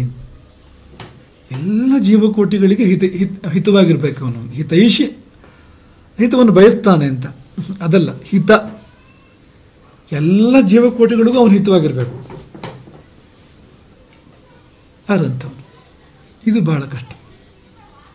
ಯಾಕೆಂದರೆ ನಮ್ಮದೊಂದು ಅಂದರೆ ಒಂದು ಡಿಸ್ಕ್ರಿಮಿನೇಷನ್ ಇದ್ದೇ ಇರ್ತದೆ ಅಂತ ನಮ್ಮ ಜೀವನದಲ್ಲಿ ಅಂತ. ಒಂದು ಭೇದ, ಒಂದು ಯಾರೋ ಕೆಲವರು ಇಷ್ಟ, ಯಾರೋ ಕೆಲವರು ತುಂಬ ಇಷ್ಟ, ಯಾರೋ ಕೆಲವರು ಅಷ್ಟಕ್ಕಷ್ಟೇ, ಯಾರೋ ಕೆಲವರು ಆಗೋದೇ ಇಲ್ಲ. ಎಲ್ಲ ಕಡೆ ಈ ಒಂದು ಭಾವ ಇರ್ತದೆ ನಮಗೆ ಅಂತ. ಅದು ಬಣ್ಣ ತಗೊಂಡು ಯಾವುದೋ ಬಣ್ಣ ಇಷ್ಟ, ಯಾವುದೋ ಬಣ್ಣ ಇಷ್ಟ ಇಲ್ಲ. ಹೀಗೆ ಬಣ್ಣಕ್ಕಾದ ದೊಡ್ಡ ವಿಷಯ ಏನೂ ಇಲ್ಲ ಬಿಡಿ. ಅದೇ ಬೇರೆ ಜೀವಗಳ ಬಗ್ಗೆ ಬಂದಾಗ ಅದು ಪರಿಣಾಮಗಳಾಗ್ತವೆ ಅದಕ್ಕೆ ಅಂತ. ತಾಯಿಯೇ ಆದರೂ ಆಕೆಗೆ 4 ಮಕ್ಕಳಿದ್ರೆ ಬೇಡ ಅಂದರೂ ಯಾವುದೋ ಒಂದು ಮಗುವಿನ ಮೇಲೆ ಜಾಸ್ತಿ ಪ್ರೀತಿ ಬಂದುಬಿಡ್ತದೆ ಇದ್ದಕ್ಕಿದ್ದಾಗೆ ಅಂತ. ಹಾಗಾಗಿಬಿಡ್ತದೆ ಅದು ಅಂತ, ಗೊತ್ತಿಲ್ಲದೆ ಆಗಿಬಿಡ್ತದೆ ಅದು ಅಂತ. ತರತಮ ಭಾವ ಬಂದುಬಿಡ್ತದೆ. ತಾಯಿ ಕಥೆನೇ ಹೀಗೆ ಅಂದಮೇಲೆ ಮತ್ತೆ ಉಳಿದವ್ರದ್ದೇನು ನಾವು ಹೇಳಬೇಕಾ? ಹಾಗಾಗಿ ನಾವು ಸರ್ವಹಿತೈಷಿ ಆಗಿರೋದಿಲ್ಲ, ಸರ್ವಹಿತ ಅಂತೂ ಆಗಿರೋದಿಲ್ಲ. ಸರ್ವಹಿತೈಷಿ ಅಂದರೆ ಹಿತವನ್ನು ಬಯಸೋದು ಎಲ್ಲರಿಗೂ ಅಂತ. ಸರ್ವಹಿತ ಅಂದರೆ ಹಿತವಾಗಿರೋದೇ, ಎಲ್ರಿಗೂ ಹಿತವಾಗಿರುವಂಥದ್ದು ಅಂತ. ಅದೊಂದು ಸ್ಟೆಪ್ ಮುಂದೆ. ಹಿತೈಷಿ ಎನ್ನುವಾಗ ಮನಸ್ಸಿನ ಮಟ್ಟದಲ್ಲಿದೆ ಅದು. ಕೋ ಹಿತಃ ಎನ್ನುವಾಗ ಅವನು ಮನಸ್ಸಿನ ಮಟ್ಟದಲ್ಲ, ಕೃತಿಯ ಮಟ್ಟದಲ್ಲಿದೆ ಅದು ಅಂತ. ಎಲ್ಲರಿಗೂ ಹಿತವಾಗಿರುವಂಥದ್ದು ಅಂತ. ಬಹಳ ಬಹಳ ಅಂದರೆ ಮನಸ್ಸಿನ ಮಟ್ಟದಲ್ಲೇ ಬಹಳ ಕಷ್ಟ ಇದು. ಈ ಸರ್ವೇ ಜನ ಸುಖಿನೋ ಭವಂತು ನಿತ್ಯ ಹೇಳ್ಕೋಬೇಕಾಗ್ತದೆ ನಾವು. ನಮ್ಮ ಸನಾತನ ಧರ್ಮದಲ್ಲಿ ಅದೊಂದು ಅವಿಭಾಜ್ಯವಾಗಿರ್ತಕ್ಕಂಥ ಅಂಗ. ಪ್ರತಿನಿತ್ಯ ಅದು ಒಂದರ ಒಂದು ರೀತಿಯಲ್ಲಿ ಬಂದೇ ಬರುವಂತೆ ನಮ್ಮ ಜೀವನವನ್ನು ಇಟ್ಟಿದ್ದಾರೆ. ಸಂಧ್ಯಾ ವಂದನೆ ಮಾಡುವನು ಹೇಳ್ತಾನೆ, ಪ್ರತಿನಿತ್ಯ ಹೇಳಲೇಬೇಕು ಅಂತ. ಚತುಸ್ಸಾಗರ ಪರ್ಯಂತಂ ಅಂದರೆ ಸಮುದ್ರ ಸಿಕ್ಕುವಲ್ಲಿವರೆಗೆ ಅಂತ 4 ಕಡೆ. ಚತುಸ್ಸಾಗರ ಪರ್ಯಂತಂ, 4 ದಿಕ್ಕು, ಪೂರ್ವ ಸಾಗರ, ಪಶ್ಚಿಮ ಸಾಗರ, ಉತ್ತರ ಸಾಗರ, ದಕ್ಷಿಣ ಸಾಗರ, ಎಲ್ಲರಿಗೂ ಒಳ್ಳೆಯದಾಗಲಿ. ಅದ್ರ ಮಧ್ಯೆ ನಮ್ಗೆ ಆಗದಿರೋರು ಬಂದಿರ್ತಾರೆ. ನಮಗಾಗದೇ ಇರೋರು, ನಮ್ಮನ್ನು ಕಂಡ್ರೆ ಆಗದೇ ಇರೋರು, ನಮ್ಗೆ ತೊಂದರೆ ಮಾಡಿದವರು ಅವರು ಬಂದಿರ್ತಾರೆ. ಎಲ್ಲಿ ಅವ್ರು ನೆನಪು ಮಾಡ್ಕೊಂಡು ಒಳ್ಳೇದಾಗಲಿ ಅಂತೇಳಿ ನೋಡೋಣ. ಪರೀಕ್ಷೆ ಆಗಿಬಿಡಲಿ ಒಂದು. ಈ ಕ್ಷಣದಲ್ಲೇ ನಾವು ನಮ್ಮ ಕಡುವೇರಿಯನ್ನು ನೆನಪು ಮಾಡಿಕೊಂಡು ಮನಸಾರ ಹಾರೈಸ್ಬೇಕು ಅವನಿಗೆ ಒಳ್ಳೇದಾಗಲಿ ಅಂತ. ಆಗತ್ತಾ ನೋಡಿ? ಆದರೆ ನೀವು ರಾಮನ ಸಾಲಲ್ಲಿ ಇದ್ದೀರಿ, ಅಷ್ಟೇ ಸರಿಯಾಗಿ ಆಗಬೇಕು. ನಮಗೆ ಯಾರು ತುಂಬ ಪ್ರೀತಿಯವರು ಅವರ ಶ್ರೇಯಸ್ಸನ್ನು ಹೇಗೆ ಹಾರೈಸ್ತೇವೋ ಅಷ್ಟೇ ವ್ಯತ್ಯಾಸ ಇಲ್ಲದೆ ಇರುವಂತೆ ನಮ್ಮ ಕೇಡುಗರ, ನಮ್ಮ ವೈರಿಗಳ, ರಿಪುಗಳ ಶ್ರೇಯಸ್ಸನ್ನು ಕೂಡ ಹಾರೈಸಬೇಕು. ಆ ಮನಸ್ಥಿತಿ ನೋಡಿ ಎಂಥದ್ದದು ಅಂತ, ಎಷ್ಟೆತ್ತರದ್ದದು. ಅದು ಪರಮಾತ್ಮ, ಆತ್ಮ ಪರಮಾತ್ಮನ ಗುಣ ಅದು. ಪರಮಾತ್ಮನಿಗೆ ಎಲ್ಲ ಜೀವಿಗಳು ಮಕ್ಕಳು, ಎಲ್ಲರಿಗೂ ಒಳ್ಳೆಯದಾಗಲಿ ಅಂತ ಇರ್ತದೆ ಪರಮಾತ್ಮನಿಗೆ. ಆ ಭಾವ ಅದೊಂದು ಪರಮಾತ್ಮ ಭಾವ, ಅದೊಂದು ಎಲ್ಲರಿಗೂ ಒಳ್ಳೇದಾಗಬೇಕು ಅನ್ನುವ ಆ ಒಂದು ಮನಸ್ಥಿತಿ. ಅದು ಬಯಸೋದು ಮಾತ್ರ ಅಲ್ಲ, ಕೃತಿಗೆ ತರಬೇಕಾದ್ರೆ ಬಹಳ ಕಷ್ಟ ಇದೆ. ಕೃತಿಗೆ ತರಬೇಕಾದ್ರೆ ಎಷ್ಟು ದೊಡ್ಡ ಹೃದಯ ಇರಬೇಕು ಅವನಿಗೆ, ಅಂಥವನಿಗೆ. ವಿಶ್ವದ ಎಲ್ಲ ಜೀವರಾಶಿಗಳು ಹಿಡಿಸುವಷ್ಟು ದೊಡ್ಡ ಹೃದಯ, ಎಲ್ಲ ಜೀವಗಳಿಗೂ ಜಾಗ ಇದೆ ಎನ್ನುವಂಥ ಹೃದಯ. ಅಂದರೆ ಆ ಹೃದಯ ಬ್ರಹ್ಮಾಂಡವೇ ಆಯಿತು. ಅಷ್ಟೂ ದೊಡ್ಡ ಹೃದಯ ಇರ್ತಕ್ಕಂಥ ವಿಶ್ವ ಹೃದಯ ಆಗಿರ್ಬೇಕಲ್ಲ. ಅಂಥವ್ರು ಯಾರು? ಅಂಥವ್ರು ಯಾರು ನೋಡಿ. ಯಾರೋ ಋಷಿಗಳು ಹೀಗಿರ್ಬೋದು, ಆದರೆ ವಾಲ್ಮೀಕಿಗಳ ಪ್ರಶ್ನೆಯಲ್ಲಿ ಈ ಬೇರೆ ಬೇರೆ ಸಂತಗಳು ಸೇರ್ಕೊಂಡು ಬಂದಿದೆ. ವೀರಹ ಅಂತ ಹೇಳಿದ್ದಾರೆ, ವೀರ್ಯವಾನ್ ಅಂತ. ಅದು ಆಗಿರಬೇಕು ಅಂತ. ಅಂದರೆ ಯಾವುದೋ ಒಂದು ವ್ಯಕ್ತಿತ್ವಕ್ಕೆ ಹೋಗಿ ನಿಲ್ಲುವಂತ ಇದೆ ಅದು ಅಂತ ಕೊನೆಯಲ್ಲಿ ಅಂತ. ಇದು ಇರಬೇಕು, ಅದು ಇರಬೇಕು ಅಂತ. ಅದರಲ್ಲಿ ಈ ಗುಣ ಬಹಳ ಶ್ರೇಷ್ಠವಾಗಿರ್ತಕ್ಕಂಥದ್ದು ಅಂತ. ಈಗ ಲೋಕ ಸಮಸ್ತ ಸುಖಿನೋ ಭವಂತು ಅದೇ ಭಾವ. ಅಥವಾ ಸರ್ವೇ ಭವಂತು ಸುಖಿನಃ, ಸರ್ವೇ ಸಂತು ನಿರಾಮಯಾಃ, ಸರ್ವೇ ಭದ್ರಾಣಿ ಪಶ್ಯಂತು, ಮಾ ಕಶ್ಚಿತ್ ದುಃಖ ಭಾಗ್ ಭವೇತ್. ಎಲ್ಲರೂ ಸುಖಿಗಳಾಗಲಿ, ಎಲ್ಲರೂ ನಿರೋಗಿಗಳಾಗಲಿ. ಸರ್ವೇ ಸಂತು ನಿರಾಮಯಾಃ, ಎಲ್ಲರೂ ಆರೋಗ್ಯವಂತರಾಗಬೇಕು. ಸರ್ವೇ ಭದ್ರಾಣಿ ಪಶ್ಯಂತು, ಎಲ್ಲರೂ ಶುಭವನ್ನು ಮಂಗಲವನ್ನು ನೋಡುವಂತೆ ಆಗಲಿ, ತಮ್ಮ ಜೀವನದಲ್ಲಿ ಶ್ರೇಯಸ್ಸನ್ನು ಕಾಣುವಂತೆ ಆಗಲಿ. ಮಾ ಕಶ್ಚಿತ್ ದುಃಖ ಭಾಗ್ ಭವೇತ್. ಯಾವನೂ ದುಃಖಿ ಆಗಬಾರ್ದು, ಯಾವನೂ ದುಃಖಿ ಆಗಬಾರ್ದು ಎನ್ಬೇಕಾದ್ರೆ ಕಡುವೈರಿಯೂ ಬಂದ ಅಲ್ಲಿ. ನಮ್ಮನ್ನು ಕಡಿಯಲಿಕ್ಕೆ ಹೊರಟವನು ಕೂಡ ಬಂದ ಅಲ್ಲಿ. ಕೊಲ್ಲಲಿಕ್ಕೆ ಹೊರಟವನು, ಕಡಿಯಲಿಕ್ಕೆ ಹೊರಟವನು, ಕದಿಯಲಿಕ್ಕೆ ಹೊರಟವನು, ನಮ್ಮ ಮೇಲೆ ಮತ್ಸರ ಇರ್ತಕ್ಕಂಥವನು, ಮದವನ್ನು ನಮ್ಮ ಮೇಲೆ ತೋರಿರ್ತಕ್ಕಂಥವನು, ಎಲ್ಲರೂ ಬಂದರು. ಇದು ಪ್ರಪಂಚದ ಬೇರೆ ಯಾವ ರಾಷ್ಟ್ರದಲ್ಲಿದೆ, ಯಾವ ಸಂಸ್ಕೃತಿಯಲ್ಲಿದೆ ಈ ಭಾವ ಅಂತ. ರಾಮ ನಮ್ಮ ಆದರ್ಶ, ರಾಮನ ಗುಣಗಳು ವಾಲ್ಮೀಕಿಗಳು ಕೇಳ್ತಾ ಇರ್ತಕ್ಕಂಥದ್ದು ಅಂಥವು ಯಾರಿದ್ದಾರೆ ಅಂತ, ಅವೆಲ್ಲ ರಾಮನಿಗೆ ಮಾತ್ರ ಸಲ್ತಕ್ಕಂಥ ಗುಣಗಳು ಅಂತ. ಹಾಗಾಗಿ ಸರ್ವಭೂತೇಷು ಕೋಹಿತ ರಾಮನ ಬದುಕಿನಲ್ಲಿ ನಾವು ಕಾಣ್ತೇವೆ ಅದನ್ನು. ರಾವಣನ ಮನೆ ಬಾಗಿಲಿಗೆ ಹೋಗಿ ನಿಂತು ಅಂತಹ ದೊಡ್ಡ ಅನ್ಯಾಯ ಆಗಿದೆ ರಾಮನಿಗೆ, ಆಗಲೂ ಅವನು ಉಳ್ಕೊಳ್ಳೋದು ಹೇಗೆ ಅಂತ ಚಿಂತನೆ ಮಾಡ್ತಾನೆ. ಅಂಗದ ಹೋಗಿ ಹೇಳು, ಈಗಲಾದರೂ ಸೀತೆಯನ್ನು ಕೊಡ್ತಾನ ಕೇಳು. ಸೀತೆಯನ್ನು ಮರಳಿ ಕೊಟ್ಟರೆ ಅವನು ಚೆನ್ನಾಗಿರಲಿ, ಅವನ ಪಾಡಿಗೆ ನಾನು ಹೊರಡುತ್ತೇನೆ. ಯಾರು ಹೀಗಿರ್ತಾರೆ? ಕೊನೆಗೆ ರಾವಣನನ್ನು ಕೊಲ್ಲುವಾಗಲೂ ಮೋಕ್ಷವಾಗುವಂತೆ. ಈಗ ನಾವು ಬೇರೆ ಕೆಲವು ಮತಗಳಲ್ಲಿ ಕಾಣ್ತೇವೆ ಅದನ್ನು ಅಂತ. ಅವನು ಮನೆಗೆ ಮೋಕ್ಷ ಆಗಬಾರ್ದು ಅನ್ನೋ ಕಾರಣಕ್ಕೆ ಈಗ ಕೆಲವು ಮತಗಳಲ್ಲಿ ಆಗಿದೆ, ಅವರ ಶರೀರ ಹಾಗೆ ಉಳ್ಕೊಂಡಿರ್ತದೆ ಎಷ್ಟೋ ಕಾಲದವರೆಗೂ, ಆಮೇಲೆ ದೇವರು ಬಂದು ಎಬ್ಬಿಸೋದು, ಇಂಥದ್ದೆಲ್ಲ ಕೆಲವು ಮತಗಳಲ್ಲಿದೆ. ಇಂಥ ಕಲ್ಪನೆಗಳು ಅಥವಾ ನಂಬಿಕೆಗಳು ಇದೆ. ಶರೀರವನ್ನು ತುಂಡು ತುಂಡು ಮಾಡಿ ನಮಗಾಗದೇ ಇರೋದು ಎಲ್ಲೆಲ್ಲೋ ಹಾಕ್ಬಿಡೋದು, ಅವ್ನು ಎದ್ದು ಬರೋಕ್ಕಾಗಬಾರ್ದು ಅವನಿಗೆ ಅಂತ, ದೇವರು ಬಂದಾಗ ಕೊನೆಗೆ ಒಂದಿದ್ದೇನೆ ಅಂತ ಬೇರೆ ಬೇರೆ ಕಡೆ ಹಾಕುವಂಥದ್ದು ಅಂತ. ಇದನ್ನು ನಾವು ಓದಿದ್ದೇವೆ, ಕೇಳಿದ್ದೇವೆ ಅಂತ. ಆದರೆ ಭಾರತೀಯ ಸಂಸ್ಕೃತಿಯಲ್ಲಿ ಹೇಗಿದೆ ಅಂದರೆ, ಅವನು ಶತ್ರುವಾದರೂ ಕೂಡ ಶತ್ರುವಿನ ಸಂಹಾರ ಮಾಡುವಾಗ ಮುಕ್ತಿಯಾಗುವಂತೆ ಮಾಡಬೇಕು, ಅವನಿಗೆ ದುರ್ಗತಿಯಾಗದಂತೆ ಮಾಡಬೇಕು ಎನ್ನುವುದು ಕಾರಣ ಅಂತ. ಈಗ ಬಾಂಬ್ ಇದೆ, ಅಥವಾ ರಿವಾಲ್ವರ್ ಇದೆ, ಅಥವಾ ಇನ್ನೇನು ಗ್ರೆನೇಡ್ ಇದೆ, ಇಂಥವುಗಳಿಂದ ಸಾಯೋದಕ್ಕೂ ಭಾರತೀಯವಾದ ಪಾರಂಪರಿಕ ಶಸ್ತ್ರಗಳಿಂದ ಸಾಯೋದಕ್ಕೂ ವ್ಯತ್ಯಾಸ ಇದೆ. ಭಾರತೀಯ ಶಸ್ತ್ರಗಳ ವಿನ್ಯಾಸ ಹೇಗಿದೆ ಅಂದರೆ, ಅದರಿಂದ ಸಾವು ಬಂದರೆ ಅವನಿಗೆ ಉತ್ತಮ ಗತಿ ಪ್ರಾಪ್ತ ಆಗುವಂತೆ ಆ ರೀತಿಯಲ್ಲಿ ವಿನ್ಯಾಸಗಳಿರ್ತಕ್ಕಂಥದ್ದು ಆ ಎಲ್ಲ ಆಯುಧಗಳದ್ದು. ಮತ್ತು ಯುದ್ಧ ವಿದ್ಯೆ, ಯುದ್ಧ ಶಿಕ್ಷಣ ಇರುವಂಥದ್ದು ಕೂಡ ಹಾಗೆ ಅಂತ. ಹಾಗಾಗಿ ಈಗ ಚೀನಾದಲ್ಲೂ ಕೂಡ ಯುದ್ಧ ವಿದ್ಯೆಗಳು ತುಂಬ ಇಲ್ಲಿಂದ ಹೋಗಿ ವಿಕಾಸ ಆಗಿರ್ತಕ್ಕಂಥದ್ದು, ಇದೇ ರೀತಿ ಇರ್ತಕ್ಕಂಥದ್ದು ಎಲ್ಲವೂ ಕೂಡ. ಆಮೇಲೆ ಇನ್ನೂ ಕೂಡ ಸುಧಾರಣೆ ಮಾಡ್ಕೊಂಡಿದ್ದಾರೆ ಅವರು ಮುಂದಿನ ಕಾಲದಲ್ಲಿ. ಆದರೆ ಒಂದು ದೊಡ್ಡ ವ್ಯತ್ಯಾಸ ಏನು ಅಂದರೆ, ಚೀನಾದ ಕ್ರಮದಲ್ಲಿ ಹೇಳದೆ ಕೊಲ್ಬೋದು, ಹಿಂದಿಂದ ಬಂದು ಕೊಂದುಬಿಡ್ಬೋದು. ಆದರೆ ಭಾರತದ ಕ್ರಮದಲ್ಲಿ ಹಾಗಿಲ್ಲ. ಎದುರು ಬಂದು ಕರೆದು, ಈಗ ಧನುರ್ವಿದ್ಯೆ ಅಂತಂದರೆ ಧನುಷ್ಠ್ಯಂಕಾರ ಮಾಡಬೇಕು, ಅದು ಯುದ್ಧಾಹ್ವಾನ, ಅದು ಅವನು ಸಿದ್ಧನಾದ ಮೇಲೆ ಯುದ್ಧವನ್ನು ಮಾಡಬೇಕು. ಯಾಕೆಂದರೆ ಸಾಯುವಾಗ ಸಾಹಿತ್ಯ ಅನ್ನೋದು ಗೊತ್ತಾದಾಗ ಅವನಿಗೊಂದು ಭಗವತ್ಸ್ಮರಣೆ ಮಾಡುವಂಥ ಅವಕಾಶ ಇರಬೇಕು ಅಂತ, ತನ್ನ ಮೂಲಕ ಮುಕ್ತಿ ಪಡೆಯತಕ್ಕಂಥ ಅವಕಾಶ ಇರಬೇಕು ಅನ್ನೋ ಕಾರಣಕ್ಕೆ ಹೇಳದೆ ವಂಚನೆಯಿಂದ ಕೊಲ್ಲುವಂಥ ಪದ್ಧತಿ ಇಲ್ಲ ಭಾರತದಲ್ಲಿ. ಕೊಂದರೆ ಅದು ದೊಡ್ಡ ಪಾಪ, ದೊಡ್ಡ ಅಧರ್ಮ. ಯುದ್ಧವೇ ಅದು ಧರ್ಮ ಆಗ್ತದೆ, ಅದು ಯಾಕೆಂದರೆ ಮುಕ್ತಿಗೆ ಸಾಧನ ಆಗ್ತದೆ ಅನ್ನೋ ಕಾರಣಕ್ಕೋಸ್ಕರವಾಗಿ ಅಂತ. ಹಾಗಾಗಿ ಮಾರೀಚನನ್ನು ಸಂಹಾರ ಮಾಡಿದಾಗ ರಾಮಾಯಣ ವರ್ಣನೆ ಮಾಡಿದೆ. ಉತ್ತಮ ಗತಿಯನ್ನು ಕೊಟ್ಟ ಮಾರೀಚನಿಗೆ, ಆ ಬಾಣದ ಮೂಲಕವಾಗಿ ಉತ್ತಮ ಗತಿಯನ್ನು ಕೊಟ್ಟ. ಅನ್ಯಾಯ ಆಗ್ತಾ ಇದೆ, ದೊಡ್ಡ ಅನ್ಯಾಯ ಆಗ್ತಾ ಇದೆ, ಅದರಿಂದ ಅಷ್ಟೇ ಆಗಿದೆ ಅನ್ಯಾಯ. ಆದರೆ ಬಾಣ ಪ್ರಯೋಗ ಮಾಡುವಾಗ ಜೀವಕ್ಕೆ ಶ್ರೇಯಸ್ಸಾಗಲಿ, ಅದೇ ಸರ್ವಭೂತೇಷು ಕೋಹಿತ. ಕೈಕೇಯಿ ಎಂಥ ಕಲ್ಲು ಹೃದಯದಲ್ಲಿ, ಎಂಥ ಒಂದು ಕ್ರೂರ ನಡೆಯಲ್ಲಿ ಆಕೆ ರಾಮನನ್ನ ಕಾಡಿಗೆ ಕಟ್ಟಿದ್ದವಳು. ಎಂಥ ಒಂದು ತಂದೆಯ ಸಾವಿಗೆ ಕಾರಣ ಆಗ್ತಾಳೆ ಆಕೆ. ಅವಳ ಕ್ರೌರ್ಯ ಅಂದರೆ ಭಯಂಕರ ಆ ಸಂದರ್ಭದಲ್ಲಿ.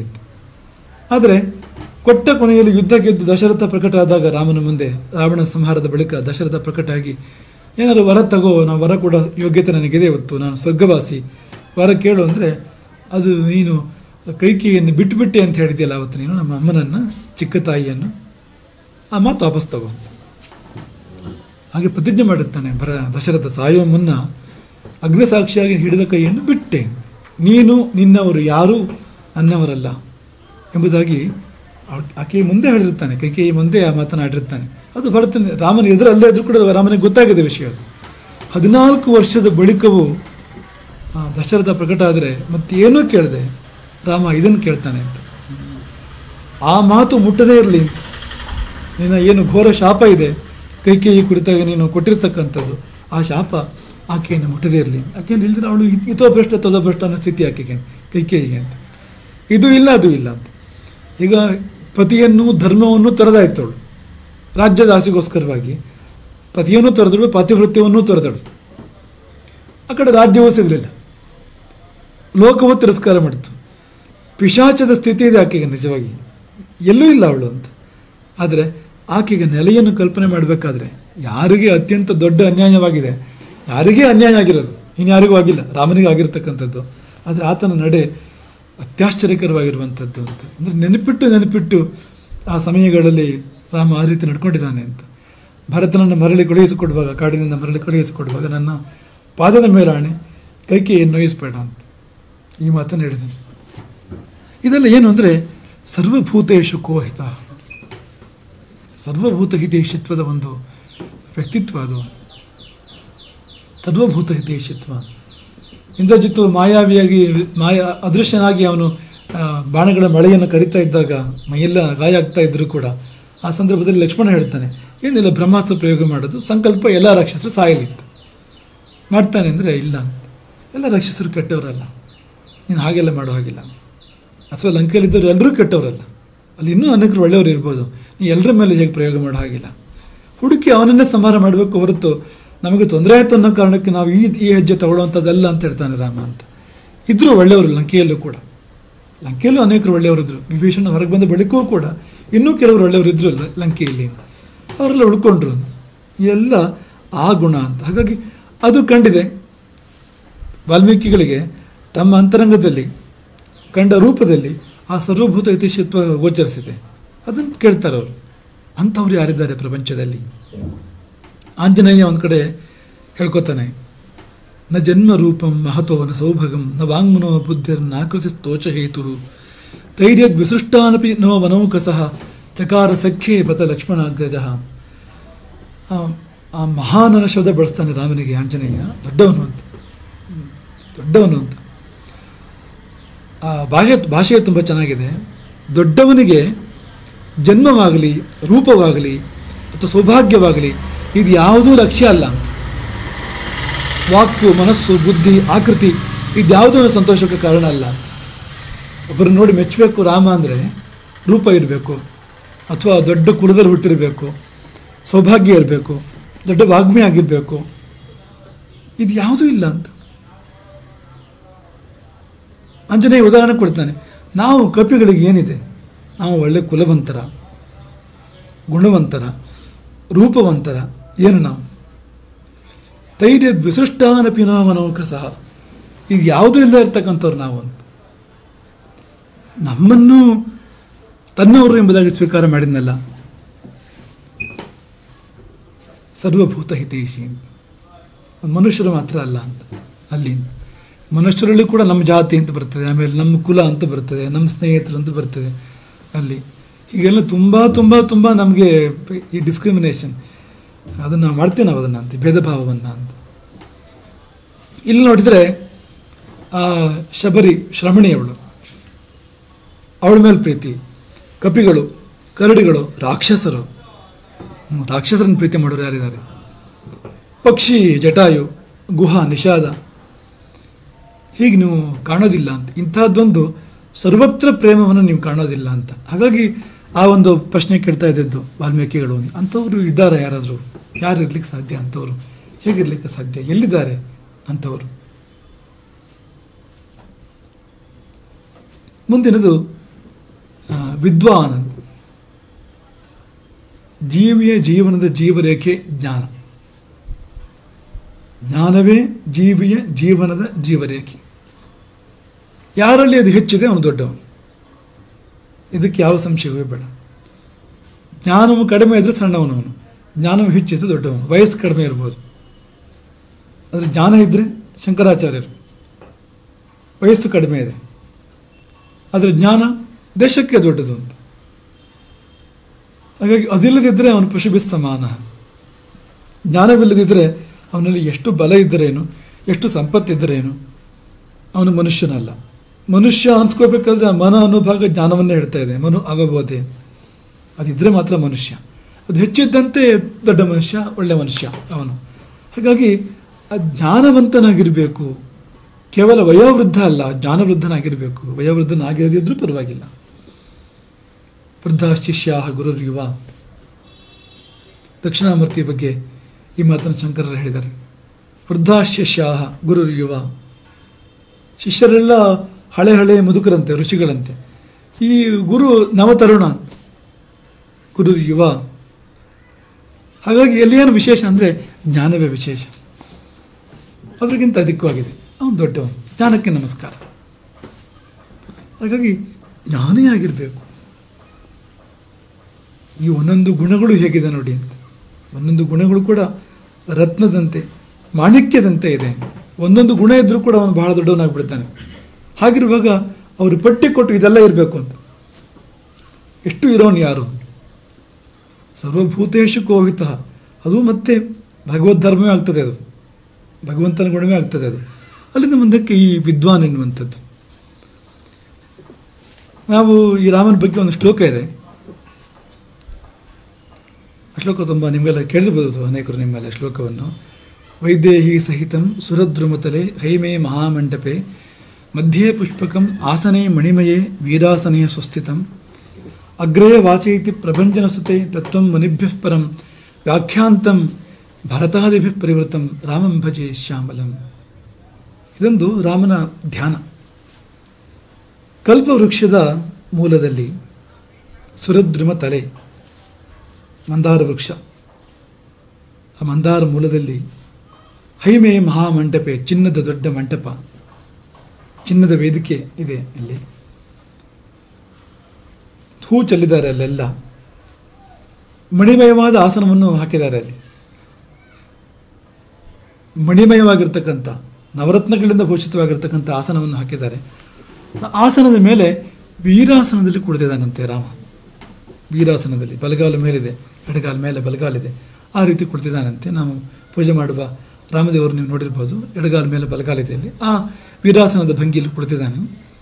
ಪಕ್ಕದಲ್ಲಿ ಸೀತೆ, ಸುತ್ತ ಭರತ ಲಕ್ಷ್ಮಣ ಶತ್ರುಘ್ನ ಇತ್ಯಾದಿಗಳು. ಹನುಮಂತ ಮುಂದೆ ಕೂತ್ಕೊಂಡು ವಾಚನ ಮಾಡ್ತಾ ಇದ್ದಾನಂತೆ. ಏನನ್ನ? ಈಗ ಸೂತ್ರಗಳಿರ್ಬೋದು, ಗಹನವಾದ ವಿಷಯಗಳಿರ್ಬೋದು, ಅಂಥದ್ದನ್ನು ಸೂತ್ರಪ್ರಾಯವಾಗಿ ಹನುಮಂತ ವಾಚನ ಮಾಡ್ತಾ ಇದ್ದರೆ ಅದನ್ನು ರಾಮ ವ್ಯಾಖ್ಯಾನ ಮಾಡ್ತಾ ಇದ್ದಾನಂತೆ. ಇದು ವೀರರಾಮ ಅಲ್ಲ, ಇದು ಜ್ಞಾನಿ ರಾಮ. ಇದು ವೀರರಾಮ, ಕೋದಂಡರಾಮ ನಮಗೆ ಗೊತ್ತು. ವ್ಯಾಖ್ಯಾಂತಂ ಭರತಾದಿಭಿಃ ಪರಿವೃತಂ. ಯಾರು ಹಾಗಾದರೆ ಸಭೆ? ಯಾರು ಯಾರಿಗೆ ವ್ಯಾಖ್ಯಾನ ಮಾಡ್ತಾ ಇರ್ತಕ್ಕಂಥದ್ದು? ಆಡಿಯನ್ಸ್ ಯಾವುದು ಅಂದರೆ ತತ್ವಂ ಮುನಿಭ್ಯಃ ಪರಂ. ಮುನಿಗಳು ಕೂತ್ಕೊಂಡಿದ್ದಾರೆ ಅಂತ ಬಂದು, ದೊಡ್ಡ ದೊಡ್ಡ ಹಳೆ ಹಳೆ ಋಷಿಗಳು ಬಂದು ಕೂತ್ಕೊಂಡಿದ್ದಾರೆ. ಅವರಿಗೆ ತತ್ವದ ವ್ಯಾಖ್ಯಾನವನ್ನು ಮಾಡ್ತಾ ಇದ್ದಾನೆ. ಗ್ರಂಥವನ್ನು ಓದಿ ಹೇಳುವವನು, ಓದುವಿಕೆ ಅಂದರೆ ಅದಕ್ಕಿಂತ ಹೆಚ್ಚು ಗ್ರಂಥವನ್ನು ಉಚ್ಚರಿಸುವವನು. ನಾವು ಯಾವುದನ್ನು ವ್ಯಾಖ್ಯಾನ ಮಾಡಬೇಕು ಅದನ್ನು ವಾಚನ ಮಾಡುವವನು ಹನುಮಂತನಂತೆ. ಈ ವಾಚನ ವ್ಯಾಖ್ಯಾನ ಅನ್ನೋ ಪದ್ಧತಿ ಗಮಕ ಇದೆಯಲ್ಲ, ಇದು ಇವತ್ತು ನಿನ್ನೆದಲ್ಲ ಇದು ಅಂತ. ಇದು ರಾಮ ಹನುಮಂತರು ಮಾಡಿದ್ದಾರೆ ಒಂದು ಕಾಲದಲ್ಲಿ ಅಂತ. ಗಮಕ ವಾಚನ ಅಂತ ಕೇಳ್ತೇನೆ ನಾವು. ಹನುಮಂತ ಒಳ್ಳೆ ಗಾಯಕ, ಬಹಳ ಒಳ್ಳೆ ಗಾಯಕ. ರಾಮನು ಕೂಡ ಹೌದು, ಅದ್ಭುತ ಗಾಯಕ ರಾಮನು ಕೂಡ.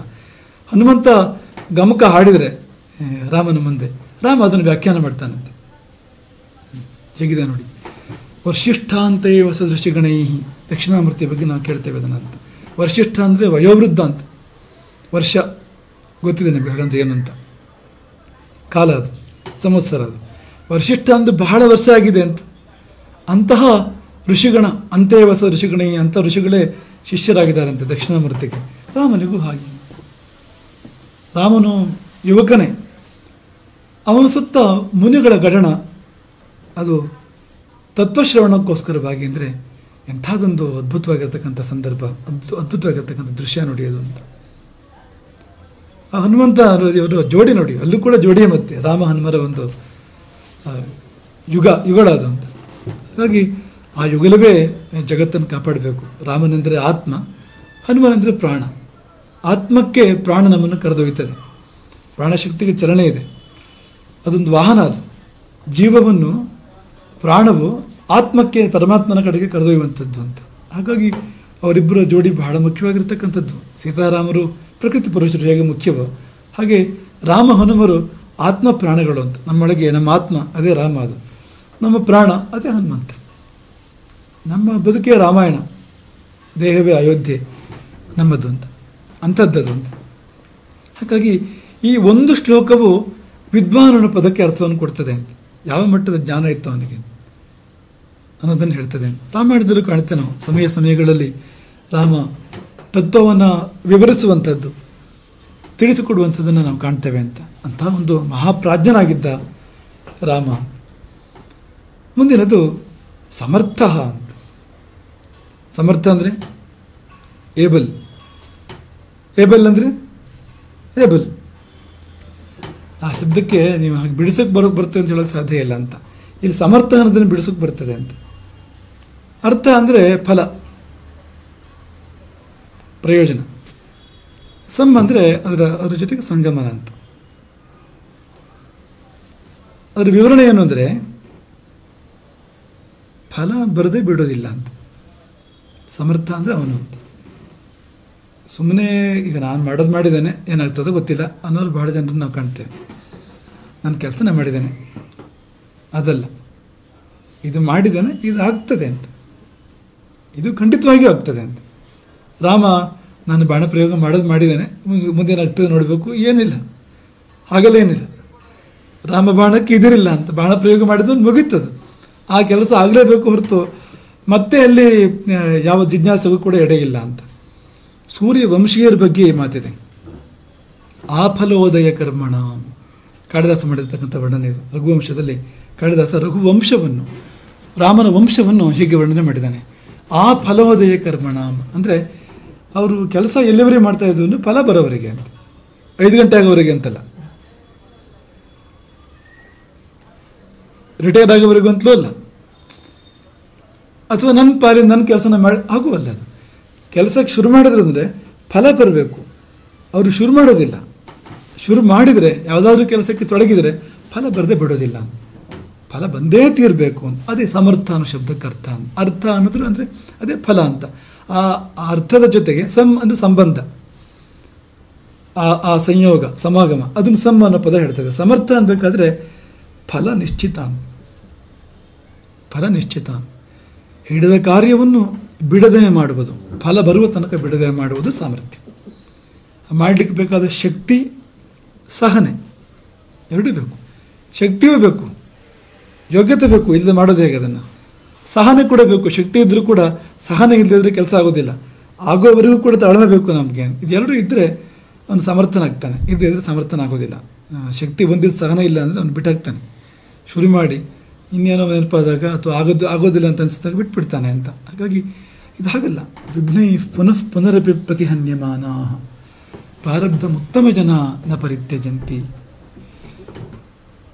ಆ ಉತ್ತಮ, ಮಧ್ಯ, ಅಧಮ ಒಂದು ವಿಶ್ಲೇಷಣೆ ಮಾಡಿದಾರಲ್ಲ. ವಿಘ್ನ ಬರ್ತದೆ ಅನ್ನೋ ಭಯಕ್ಕೆ ಕೆಲಸನೇ ಶುರು ಮಾಡೋದಿಲ್ಲ. ಅಧಮ ಅವನು ಶುರು ಮಾಡ್ತಾನೆ, ವಿಘ್ನ ಬಂದು ನಿಲ್ಲಿಸ್ಬಿಡ್ತಾನೆ. ಮಧ್ಯಮ ಅವನು ವಿಘ್ನಗಳು ಎಷ್ಟೇ ಬಂದು ಅಪ್ಪಳಿಸಿದ್ರು ಕೂಡ ಹಿಡಿದ ಕಾರ್ಯವನ್ನು ಬಿಡೋದಿಲ್ಲ. ತಾನೇ ಮುಗಿದೋಗ್ಬೇಕು, ಅದಾಗ್ಬೋದು, ಆದರೆ ಕಾರ್ಯವನ್ನು ಮಾತ್ರ ಬಿಡೋದಿಲ್ಲ ಅಂತ. ತಾನೇ ಇಲ್ಲವಾಗಬೇಕು, ಅದು ಸಾಧ್ಯ. ಅದು ಆದರೆ ಕಾರ್ಯವನ್ನು ಬಿಡುವ ಪ್ರಶ್ನೆ ಇಲ್ಲ. ಇವನು ಉತ್ತಮ. ಇದರಲ್ಲಿ ಸಮರ್ಥ ಅಂದರೆ ಏನು ಅಂದರೆ ತಾನು ಮುಗಿದು ಹೋಗೋ ಪ್ರಶ್ನೆ ಇಲ್ಲ, ಕೆಲಸ ಆಗಲೇಬೇಕು ಅಂತ, ಆಗದೆ ಬಿಡೋದಿಲ್ಲ ಅವನು ಅಂತ. ಅದು ಸಾಮರ್ಥ್ಯ ಎನ್ನುವಂಥದ್ದು ಅಂತ. ಹಾಗಾಗಿ ಅದನ್ನು ವಾಲ್ಮೀಕಿಗಳು ಕೇಳ್ತಾರೆ, ಸಮರ್ಥನೂ ಆಗಿರ್ಬೇಕಲ್ಲ ಅವನು ಅಂತ. ಇಲ್ಲದೆ ಇದ್ರೆ ಸೀತೆಯನ್ನು ಹುಡುಕೋದುಂಟ, ಸಮುದ್ರಕ್ಕೆ ಸೇತುವೆಯನ್ನು ಕಟ್ಟೋದುಂಟ, ಲಂಕೆಗೆ ಬೆಂಕಿ ಹಚ್ಚೋದಂತ ಉಂಟ, ರಾವಣನನ್ನು ಮುಟ್ಟಿ ಬದುಕಿ ಬಂದವರಿದ್ದಾರೆ. ರಾವಣನ ವಿಷಯ ಆಮೇಲೆ, ಲಂಕೆಯ ಬಗ್ಗೆ ಹನುಮಂತನೇ ಹೇಳಿದಾನೆ. ಬೇರೆ ಬೇರೆ ಲಂಕೆಯನ್ನು ನೋಡಿದವರೆಲ್ಲ ಹೇಳ್ತಾರೆ. ಅಲ್ಲಿ ಹೋಗೋಕ್ಕೆ ಸಾಧ್ಯ ಇಲ್ಲ. ಹೋದರೆ ಶ್ವಸನ್ ಕೋನಾಮ ನಿಷ್ಕ್ರಮೇತ್, ಉಸಿರಿಟ್ಕೊಂಡು ವಾಪಸ್ ಬರೋದಿಲ್ಲ ಅವನು ಶವ ಬರ್ಬೋದು ಹೊರಗಡೆಗೆ ಹೊರತು ಅವನು ಹೊರಗಡೆ ಬರೋದಿಲ್ಲ ಅಂತ.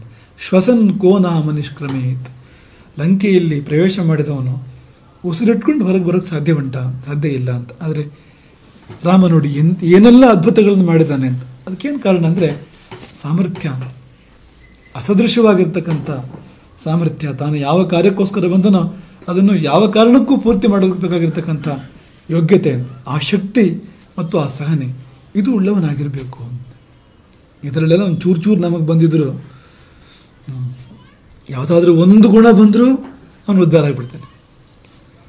ಅಥವಾ ಆ ಗುಣಗಳಲ್ಲಿ ಒಂದು ಸ್ವಲ್ಪ ಬಂದರೂ ಕೂಡ, ಅಷ್ಟಾದರೂ ಇಷ್ಟಾದರೂ ರಾಮನ ಭಿಕ್ಷೆಯಾಗಿ ಬಂದರೆ ನಾವು ಉದ್ಧಾರ ಆಗಿಬಿಡ್ತೇವೆ ಅಂತ. ಆ ಭಿಕ್ಷೆಯಾಗಿ ಬರುವ ಸಲುವಾಗಿ ನಾವು ರಾಮಾಯಣವನ್ನು ಅನುಸಂಧಾನ ಮಾಡಬೇಕು. ರಾಮಕಥೆಯನ್ನು ಯಾಕೆ ಅನುಸಂಧಾನ ಮಾಡಬೇಕು ಅಂದರೆ, ಮಾಡ್ತಾ ಎಲ್ಲೋ ಒಂದು ಕಡೆಗೆ ಬಿಂದುಗಳು, ಅವನ ಅಮೃತ ಸಿಂಧುವಿನಿಂದ, ರಾಮನೆಂಬ ಅಮೃತ ಸಿಂಧುವಿನಿಂದ ಕೆಲವು ಬಿಂದುಗಳು ನಮ್ಮ ಕಡೆಗೆ ಬಂದರೆ ಅದು ಸಾಕು ನಮ್ಮ ಜೀವನ ಉದ್ಧಾರ ಆಗೋದಕ್ಕೆ, ಜೀವ ಪಾವನ ಆಗೋದಕ್ಕೆ. ಹರೇ ರಾಮ್.